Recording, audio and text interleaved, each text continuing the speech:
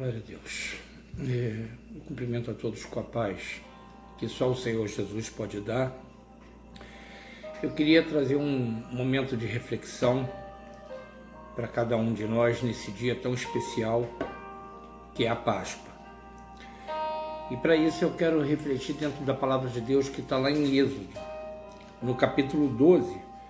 Eu quero ler, na verdade, 7 versículos com os irmãos, para que a gente possa estar refletindo em cima disso.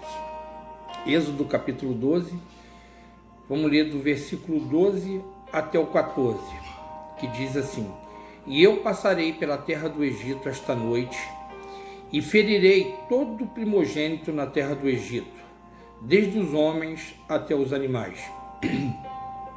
E sobre todos os deuses do Egito farei juízos, eu sou o Senhor. E aquele sangue vos será por sinal nas casas em que estiverdes. Vendo eu o sangue, passarei por cima de vós, e não haverá entre vós praga de mortandade, quando eu ferir a terra do Egito. E este dia vos será por memória, e celebrá-los-eis por festa ao Senhor. Nas vossas gerações o celebrareis por estatuto perpétuo. Aí eu quero pular agora para o versículo 26, que diz assim: E acontecerá que quando os vossos filhos vos disserem: Que culto é este vosso? Então direis: Este é o sacrifício da Páscoa ao Senhor, que passou às casas dos filhos de Israel no Egito, quando feriu os egípcios e livrou as nossas casas. Então o povo inclinou-se e adorou. E foram os filhos de Israel e fizeram isso, como o Senhor ordenara a Moisés e a Arão, assim fizeram. E aconteceu à meia-noite que o Senhor feriu todos os primogênitos na terra do Egito, desde o primogênito de Faraó, que se sentava em seu trono, até o primogênito do cativo que estava no cárcere, e todos os primogênitos dos animais. Só até aí. Pai, em nome de Jesus, Senhor, eu quero entregar minha vida nas tuas mãos, essa palavra, Senhor, que o Senhor colocou no meu coração, e pedir, Senhor, que eu possa ser um instrumento nas suas mãos. É a oração, Senhor, de início, que faço e te agradeço em nome de Jesus. Amém. Irmãos, nós vemos aqui, dentro do contexto dessa passagem, talvez uma passagem conhecida por muitas pessoas, para alguns aonde chegar essa mensagem nem tanto, mas é importante que a gente saiba que aqui o povo, ele vivia cativo por 430 anos, e Faraó vinha oprimindo eles, e eles começaram a clamar a Deus. Eles queriam ser libertos, queriam sair do cativeiro. E a palavra de Deus diz então que Deus ouviu o seu clamor, ouviu o clamor daquele povo e deu uma ordem para que Faraó, através de Moisés, deu uma ordem para que Faraó soltasse, libertasse aquele povo. Só que ao invés de libertar aquele povo, Faraó então começa a oprimir mais ainda aquele povo. Ele endurece seu coração, se fecha para aquilo que Deus falou e começa a fazer uma série de propostas àquele povo para que eles ficassem ali, que adorassem ele, a Deus no seu próprio, ali dentro do Egito mesmo, e por aí vai. E foi dando várias opções que não eram aceitas por Deus. E Deus então fala com ele: olha, se você não aceitar, enviarei pragas. E foi enviando uma praga um a um, até que chegou ao que nós lemos no texto, a praga onde o anjo do Senhor, o anjo da morte, passaria e mataria todos os primogênitos. Mas é interessante, irmãos, que esse texto nos fala que da mesma noite da morte de uns, ele foi de salvação para outros. A diferença, a grande diferença, foi o sangue no umbral das casas. E é aí que eu quero meditar um pouco com os irmãos, numa história que tem tantos ensinamentos. Eu queria ressaltar 3 nesse dia de hoje para a nossa meditação. O primeiro deles, irmãos, é que a Páscoa, ela nos relata o início de um novo tempo. A Páscoa, na verdade, é um novo começo. Basta que a gente leia dentro da passagem que nós lemos no capítulo 12, versículo 1 ao 3, diz assim, ó: E falou o Senhor a Moisés e Arão na terra do Egito, dizendo: Este mesmo mês vos será o princípio dos meses. Este vos será o primeiro dos meses do ano. Falai a toda a congregação de Israel, dizendo: Aos 10 deste mês, tome cada um para si um cordeiro, segundo as casas dos pais, um cordeiro para cada casa. A Páscoa, irmãos, era o começo de uma nova vida. A partir daquele momento, aqueles que eram escravos deixariam de ser escravos. A partir daquele momento, aqueles que estavam sendo oprimidos seriam libertos. E é interessante que Jesus ele fala assim: olha, vinde a mim todos os que estão cansados e oprimidos. Sabe o que eu quero falar para vocês nesse dia, irmãos? Muitas vezes nós confundimos Jesus com uma vida insegura, uma vida presa, uma vida sem felicidade, uma vida robótica. E é justamente o contrário disso.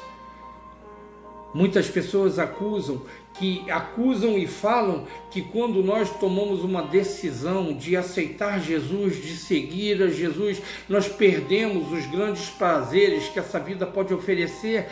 E na verdade, quando nós experimentamos a essência de Cristo na nossa vida, a salvação do Deus vivo na nossa vida, quando nós passamos a ser moradas desse Deus, a palavra fala que todas as coisas se fazem novas, que tudo muda, que tudo passa a ser diferente. Deus, ele é um Deus que não te oprime, ele te dá opções. Na palavra de Deus está escrito: eis que coloco diante de ti 2 caminhos, o da bênção e o da morte, o da vida e o da morte, o da bênção e da maldição. Escolhe, pois, o da vida. Sabe? Deus, ele é um Deus que ama, que cuida, mas também que é juízo. E para poder viver dentro desse reino, conforme é anunciado após Jesus vir, é chegado até vós o reino dos céus. É preciso saber que um reino tem um rei que está acima de todas as coisas. É um rei que determina as regras, mas essas regras, elas precisam ser valiosas para aquele seu povo. São regras e ensinamentos que trazem vida. É por isso que a palavra de Deus fala: conhecereis a verdade e a verdade vos libertará. Irmãos, quantas pessoas têm sofrido nesse mundo escravizadas? Quantas pessoas têm vivido debaixo do jugo de Satanás, vivendo uma vida completamente fora daquilo que Deus preparou para a sua vida, tem suas vidas, suas famílias destruídas, vivendo numa redoma de infelicidade, sabe, onde tem visto tantas coisas e não consegue sair. Quantas pessoas nesse momento, conforme eu estou falando com vocês, está passando aí no seu coração a minha vida. Eu clamo, eu busco, parece que às vezes Deus não está me ouvindo, e a palavra de Deus fala que Ele ouviu o clamor daquele povo. Sabe o que eu acho, irmãos? Sabe o que eu vejo pela palavra de Deus? Conforme eu falei, no mesmo dia houve salvação para uns, mas perdição para outros.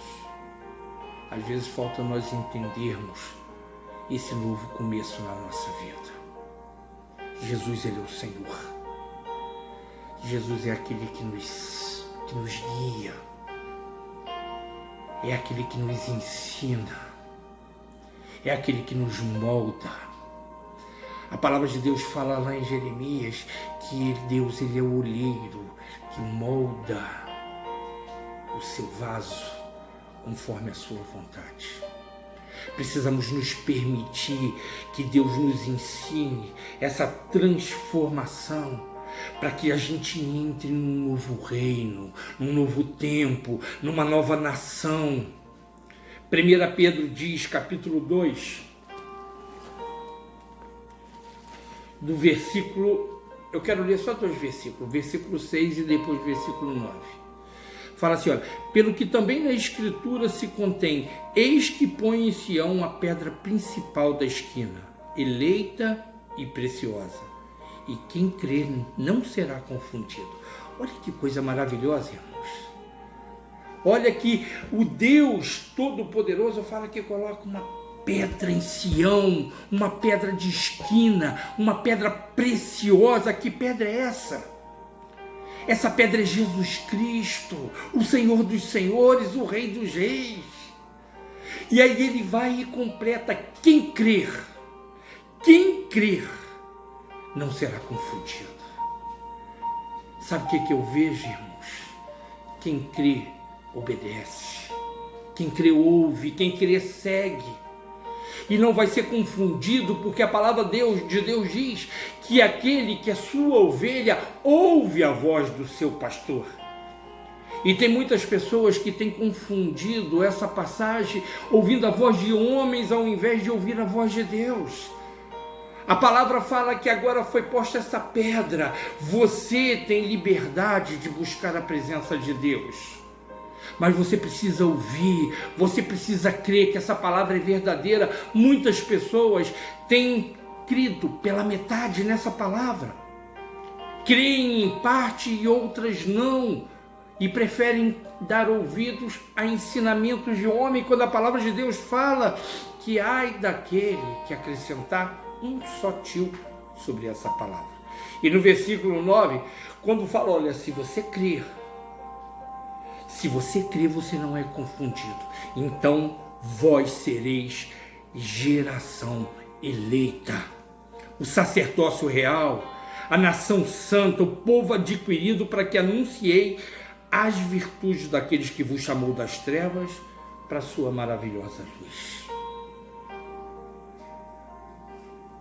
Páscoa é o começo de um novo tempo, se alimentando da presença de Jesus na sua vida. Foi Ele que morreu na cruz. Foi Ele que ressuscitou ao terceiro dia. É Ele quem prometeu e vai cumprir. Ele está voltando. O Rei da Glória. Abri, ó portais, o Rei da Glória está chegando. Irmão, está chegando o dia da volta para Ele resgatar essa geração eleita. Era essa nação santa que Ele separou pelo sangue do Cordeiro. Como tem estado a sua vida? Como você tem buscado a presença de Deus? Como está a sua fé? O amor no seu coração em tempos em que Ele disse que o amor de muitos esfriaria. Hoje é um tempo de conserto. É um tempo de entrega.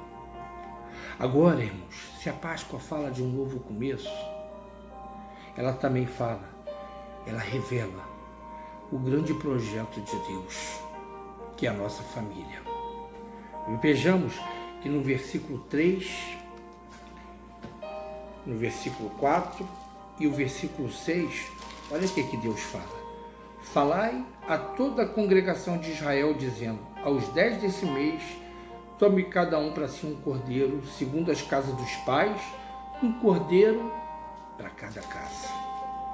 Mas se a família for pequena para um cordeiro, então tome um só com seu vizinho perto da sua casa, conforme o número das almas, conforme o comer de cada um, farei a conta para o cordeiro.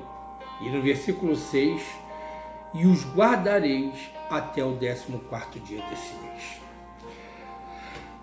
Aqui tem um ponto muito importante.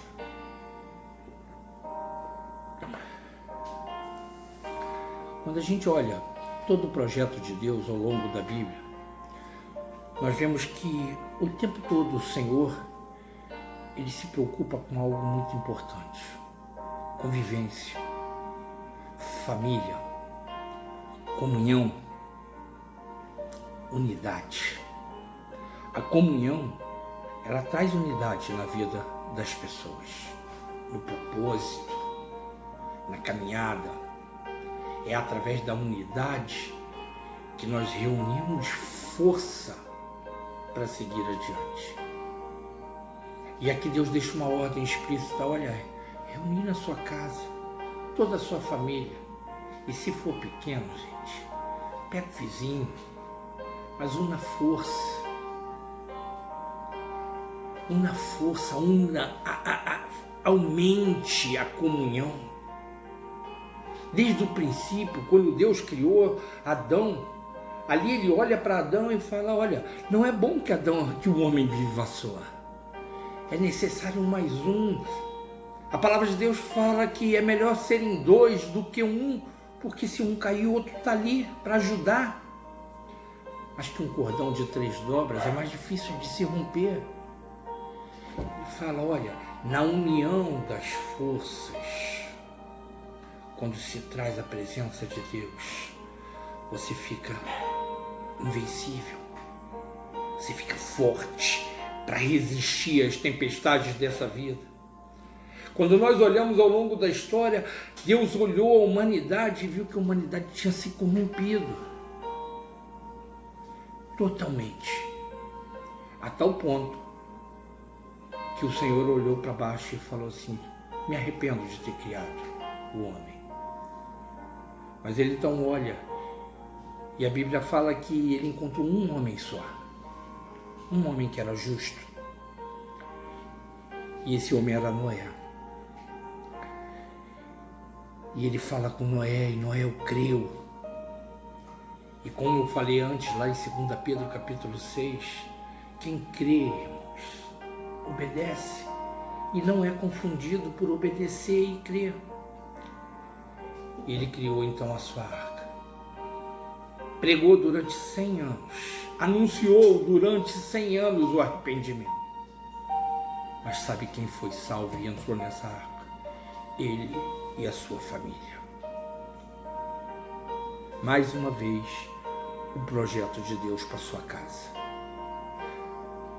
Quando vem Jesus a esse mundo, o primeiro milagre dele, um casamento, transformando água em vinho, mostrando que aquilo que é sem sabor, aquilo que parece estar morto, Ele transforma em alegria dentro de um lar.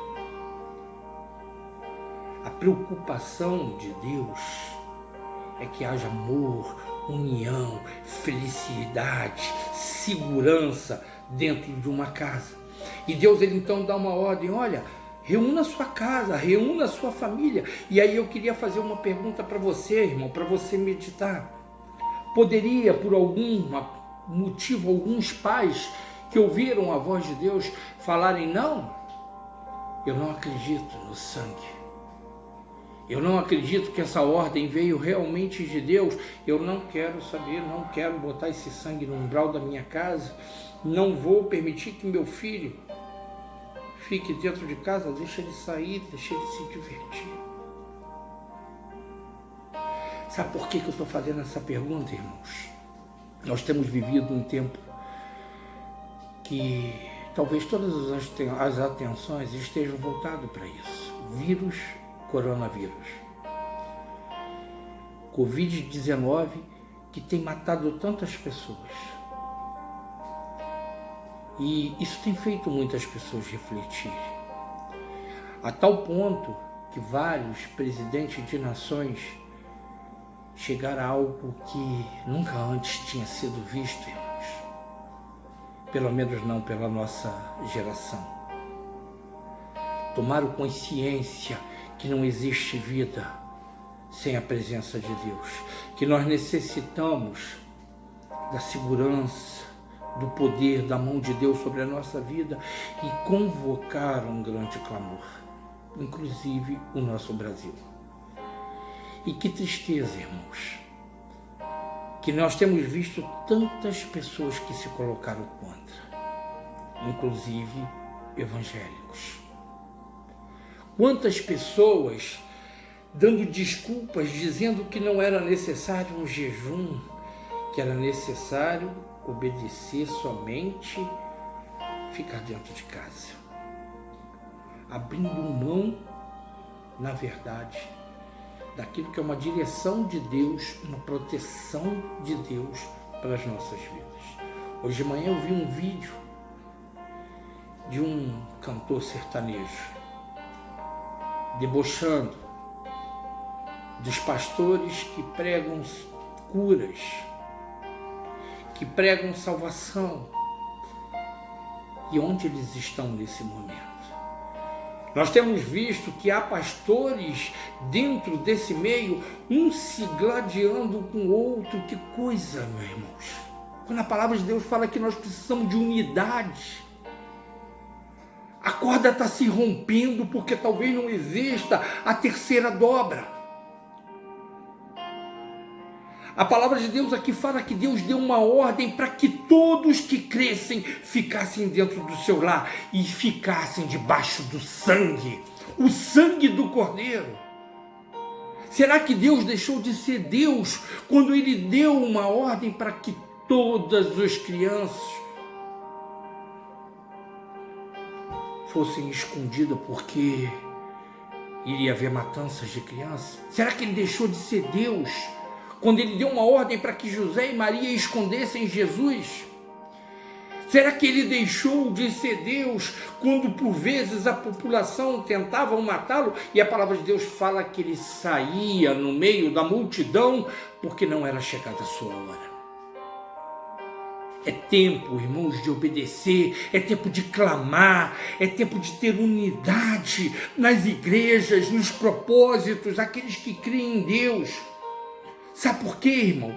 A comunhão, a unidade forma uma grande congregação, conforme aqui está escrito. É essa união, quando nós unimos, seja fisicamente dentro de quatro paredes, onde tantos criticam, ou agora, como nós não estamos podendo, mas em espírito, em fé, em propósito, que fazem uma grande congregação. Quando nos reunimos, Deus nos vê como grande parte individual de um só corpo. Nós somos uma engrenagem. Não é à toa que Deus deu o exemplo de um corpo. Há relatos, irmãos, de pessoas que não conseguem nem caminhar direito por perderem um dedo do pé. Essa engrenagem que falta às vezes nós nos raciocinarmos, como é importante que todos se unam. A sua salvação é individual. Deus te vê individualmente, mas nós somos membros uns dos outros. E é isso que forma uma grande congregação diante de Deus. Páscoa, irmãos, mostra que Deus salva, mas salva apenas através do Cordeiro que foi morto, do seu sangue derramado sobre o umbral e hoje, espiritualmente falando, sobre a nossa vida. Vamos ler o versículo 5 até o 13, um pouquinho mais longo, mas é importante para a gente entender, porque muitos não vão ter a curiosidade de ler, mas eu quero fazer até um apelo aqui, irmãos. Não aceite versículos isolados de ninguém, nem da minha parte, nem de ninguém que leia a palavra de Deus. Leia o contexto. Sabe, tem um ditado que é muito importante, sabe? Dentro do meio cristão, que um texto fora de contexto vira pretexto, e é verdade. É importante que a gente leia a Bíblia como um todo para entender o que Deus quer falar na nossa vida. É por isso que eu gosto de anunciar, lendo muitas vezes a palavra e sempre lembrar a cada um, leia, medite na palavra de Deus, porque a palavra de Deus é alimento, é fonte de vida para você. Então, conforme eu disse aqui, mostra que Deus salva através do sangue do cordeiro. Então vamos ler aqui do versículo 5 até o 13. O cordeiro ou cabrito será sem mácula, um macho de 1 ano, o qual tomareis das ovelhas ou das cabras. E o guardareis até o 14º dia desse mês, e todo o ajuntamento da congregação de Israel o sacrificará à tarde. E tomarão do sangue e poluão ambas as ombreiras na verga da porta, nas casas em que comerem. E naquela noite comerão a carne assada no fogo, com pães asmos, com ervas amargosas a comerão. Não comereis dele nada cru, nem cozido em água, senão assado ao fogo, a cabeça com pés e com a fressura. E nada dele deixareis até pela manhã, mas o que dele ficar até pela manhã queimareis no fogo. Assim, pois, o comereis, os vossos lombos cingidos, os vossos sapatos nos pés, o vosso cajado na mão, e comereis apressadamente. Essa é a Páscoa do Senhor. E eu passarei pela terra do Egito essa noite, e ferirei todo o primogênito na terra do Egito, desde o homem até os animais, e sobre todos os deuses do Egito farei juízo. Eu sou o Senhor. E aquele sangue vos será por sinal nas casas em que estiverdes. Vendo eu sangue, passarei por cima de vós, e não haverá entre vós praga de mortandade, quando eu ferir a terra do Egito. Irmãos, lendo essa passagem, nós temos muitos ensinamentos. Mas eu quero fazer uma meditação que me leva aqui a lembrar da história de Abraão. É uma história emblemática que nos remete ao futuro, aquilo que aconteceria no mundo espiritual tempos depois, e fala a história que Deus chama Abraão, e Abraão tinha um sonho, era seu filho. E então Deus realiza, depois de um certo tempo, o sonho de Abraão. Então chega um dia que Deus chega para Abraão e fala: Abraão, quero por sacrifício o seu filho. E Abraão, ele fala assim: tá bom. Diz a palavra, creio eu que Abraão, com o coração apertado, vai levando o seu filho para oferecer em sacrifício ao Deus que lhe chamou, que lhe salvou. E ao subir um monte, Isaac, seu filho, olha para Abraão e fala: pai, onde está o cordeiro? E Abraão olha para Isaac e fala: Isaac, Deus proverá. Quero fazer uma conjectura com nós, seres humanos, né? Imagino eu, o filho da promessa.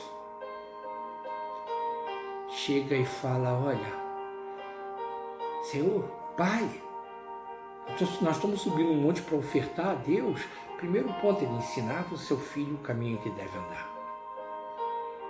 Onde está o cordeiro? Mas a história fala que chegando lá em cima, ao deitar o seu filho no local do sacrifício, o anjo do Senhor o chama e mostra a ele ali o cordeiro. Aquilo que ele respondeu ao seu filho no início por fé, viria a se concretizar quando o cordeiro imaculado aparece ali para ele sacrificar no lugar do seu filho. Quando nós olhamos João Batista, estava ao lado do rio, e que vem Jesus caminhando para ali então se batizar e iniciar o seu ministério aqui na terra, a palavra de João diz assim: eis o Cordeiro de Deus, que foi, eis o Cordeiro de Deus que tira o pecado do mundo. Abraão poderia ter olhado para aquele cordeiro: olha o Cordeiro de Deus. Mas o Cordeiro de Deus estava por vir. Era Jesus Cristo, que tira toda mancha, todo pecado, todo engano, tudo aquilo que não procede da parte de Deus, para que haja salvação. O Cordeiro da Páscoa, não há dúvida, irmãos, aponta para Jesus Cristo. Ele que se fez carne, para que houvesse salvação entre os homens.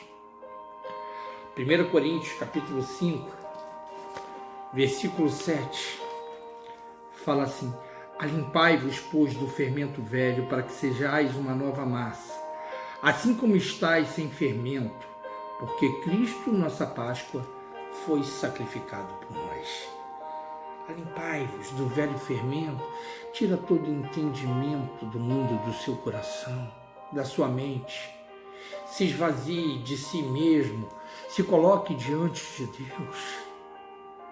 Glorifique a Deus pela Páscoa, pelo Cordeiro vivo, pelo sangue derramado de Cristo. Porque a palavra diz lá em Êxodo 12 que aquele Cordeiro era sem mácula, era sem defeito, e Jesus era sem mácula. Jesus foi um homem dentro dos padrões que Deus queria, sem defeito. Interessante que de Gênesis a Apocalipse, quando nós lemos os grandes heróis da fé, todos eles ficaram registrados dentro da palavra de Deus, defeitos que aos olhos dos homens, muitos graves. Mas todos eles foram perdoados pelo Deus vivo, para se tornarem heróis da fé. Mas um só manteve a sua vida sem pecado: Jesus Cristo. 2 Coríntios 5:21.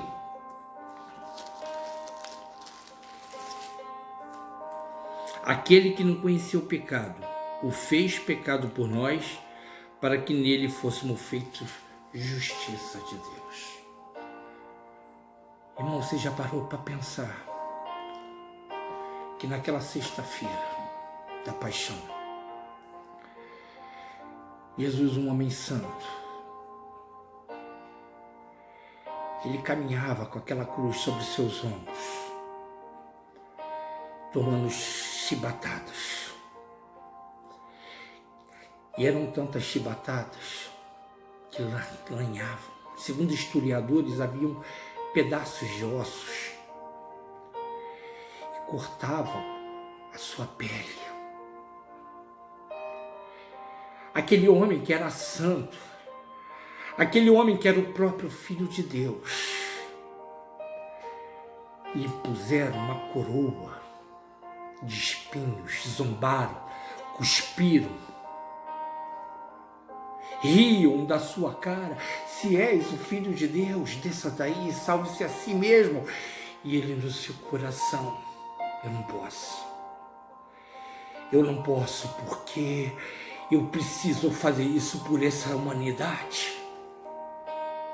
Eu preciso suportar essa dor em carne, para que todos tenham vida eterna. Você já parou, irmãos, para pensar nisso? Em Mateus 20:28 fala que ele deu a sua vida em resgate de muitos. Em Mateus 26:28 fala: esse é o meu sangue, o sangue da nova aliança derramado em favor de muitos para a remissão de pecados. Apocalipse 5, versículo 9 fala: foste morto, e com teu sangue compraste para Deus os que procedem de toda tribo, língua, povo e nação. Aleluia! Ele com seu sangue comprou a cada um de nós. Com seu sangue ele nos resgatou. Agora, irmãos, sabe o que é importante a gente se atentar? Que não adianta saber que o Cordeiro foi morto. Não adianta que não é só o sangue derramado do Cordeiro, o sangue derramado de Jesus que salva. Mas sabe o que salva, irmãos? É o sangue aplicado de Jesus em nossos corações, em nossas vidas. Versículo 13 de Êxodo 12 fala assim: e aquele sangue vos será por sinal nas casas em que estiveres. Vendo eu o sangue, passarei por cima de vós. Você tem o sangue de Jesus na sua vida, irmãos. Sabe o que é que fala da marca de Jesus na sua vida? A marca de Cristo, ela precisa estar entranhada. O aroma, o perfume de Jesus, ele precisa estar entranhado em nossas vidas. É preciso um novo começo, uma nova vida, um novo comportamento. É preciso haver um novo entendimento, conforme diz Romanos 12. Renovando o nosso entendimento, segundo o poder da palavra de Deus. Uma nova conduta, um novo tempo, uma nova nação, uma nova geração. Não adianta simplesmente eu saber que Jesus foi crucificado por mim. Eu preciso entender isso e saber qual o propósito dele na minha vida. O sangue no umbral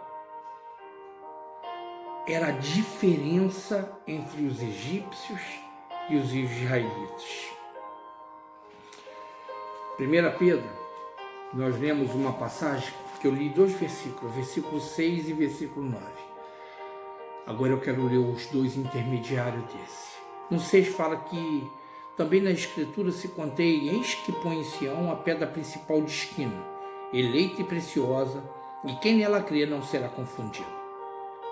Agora o 7 e 8 fala assim: e assim para vós que credes, ela é preciosa, mas para os rebeldes, a pedra que os edificadores reprovaram, essa foi a principal da esquina.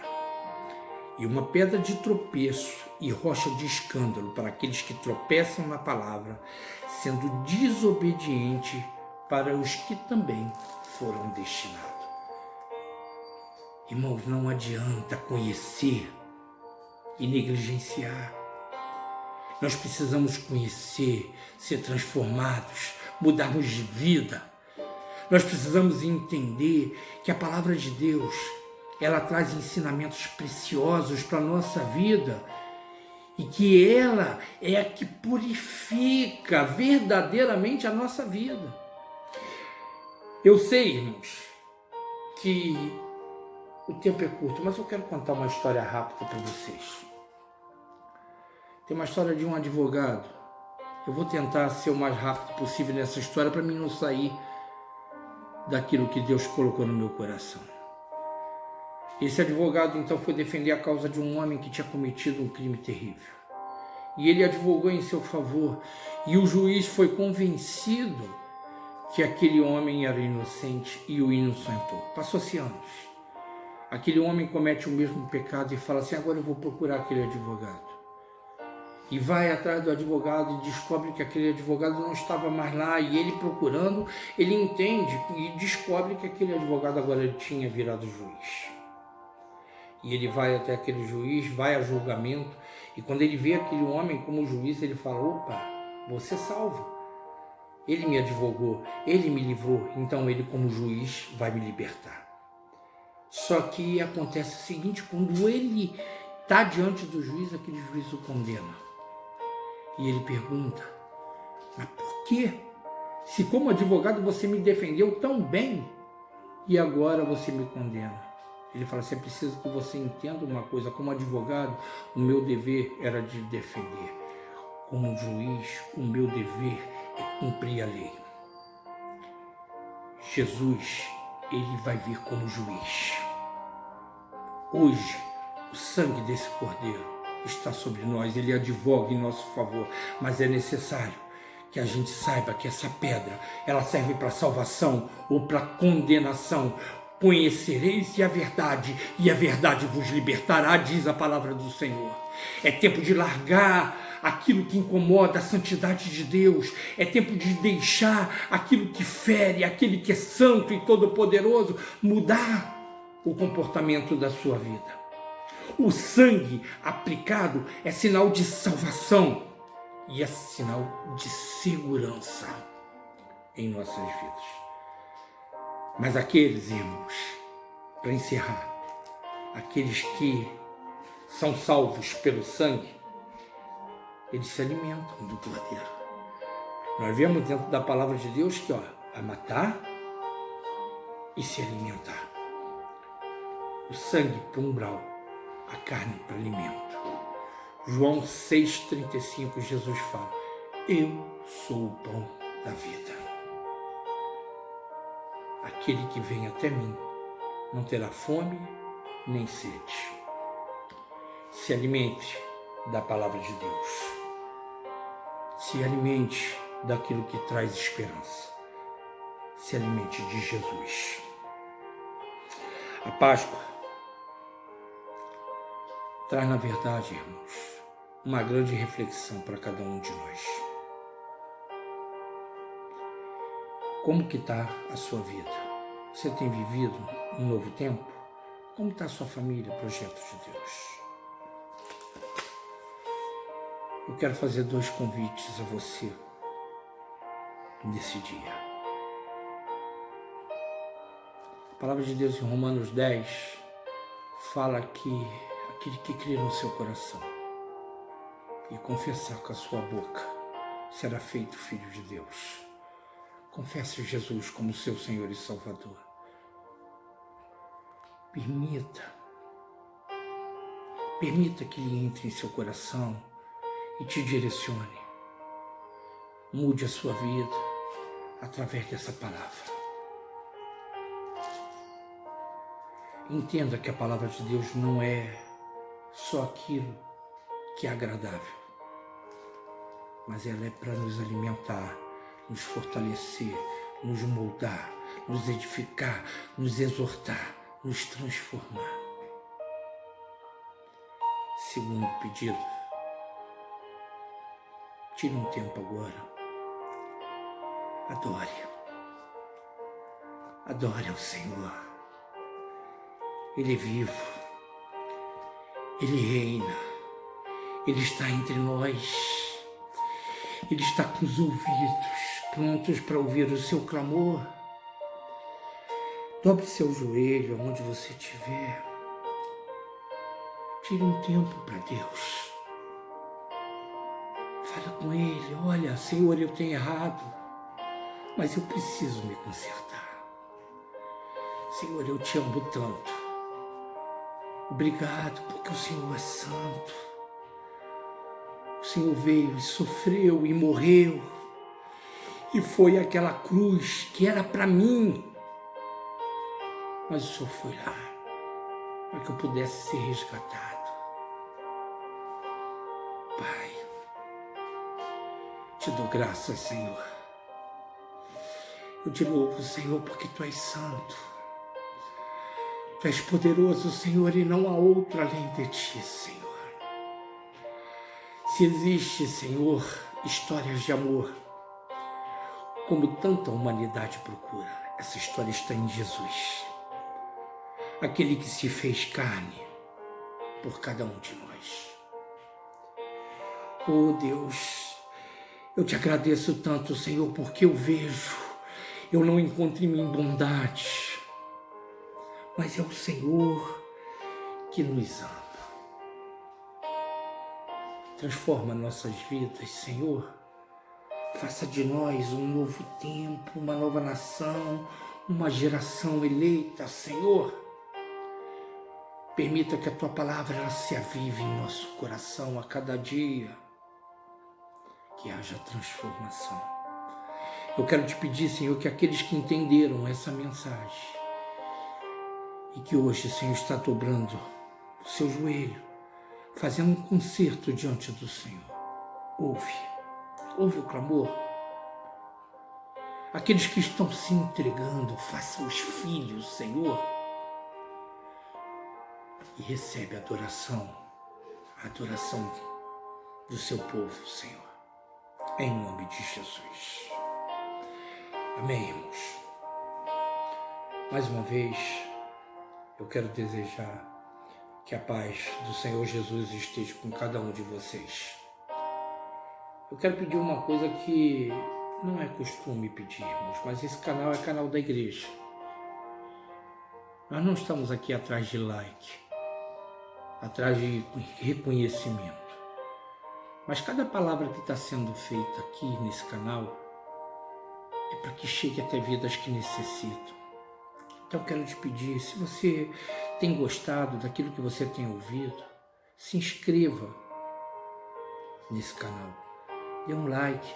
Para quê? Para que essa palavra chegue a mais e mais vidas. Deus abençoe a todos. Em nome do Senhor Jesus.